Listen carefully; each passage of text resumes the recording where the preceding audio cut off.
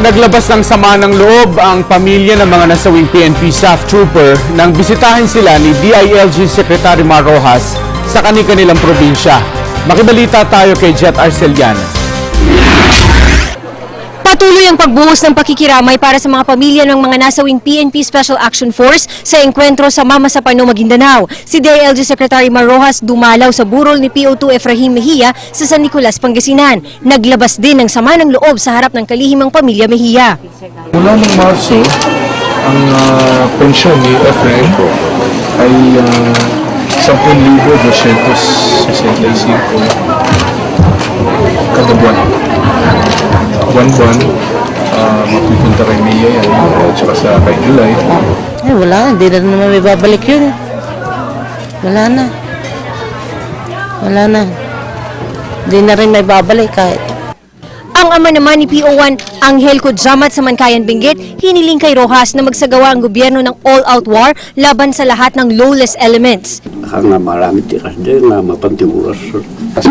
Maasahan po, tatay. Maasahan po, tatay. Na sisiguraduhin natin na tapat at hayag itong Board of Inquiry para nga malaman natin at hindi masayang sakripisyo. I can smile, laugh, and mingle to everyone. But deep in my heart, there is no room for that. I salute you, my brother. Hindi naman alintana ng pamilya at mga kaibigan ni PO2 Jerry Cayob sa La Trinidad Benguet ang makipot at matarik na bulubundukin sa kanyang libing. Nangako rin na magbibigay ng tulong si Rojas sa pamilya ni PO2 Omar Nacionales sa Luna, La Union. Ang nakababatang kapatid nito na si Ezar Nacionales nagsabi sa kalihim na gusto niyang pumasok sa pagkapulis. Nagbigay pugay naman ng mga kabaro at kababayan ni na PO3 Noel Golokan at PO1 Gringo Kayang-o sa Buntok Mountain Province para sa ipinakita nilang kabayanihan.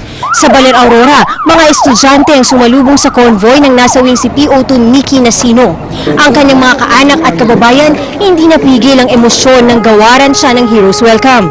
Sa Tabuk City, Kalinga, magkakasamang namaalam ang PNPA Class of 2010 sa kanilang kabarong si Police Inspector Cyrus Aniban. Marami sa kanyang mga kababayan hindi pinalampas ang pagbibigay pugay sa kababayan nang dalhin ng mga labi nito sa Kapitolyo. Sabay namang dumating sa Samar ang mga labi ng 2 pang PNP staff na nasawi na sina PO2 Rodel Ramacula at PO1 Joseph Sagonoy.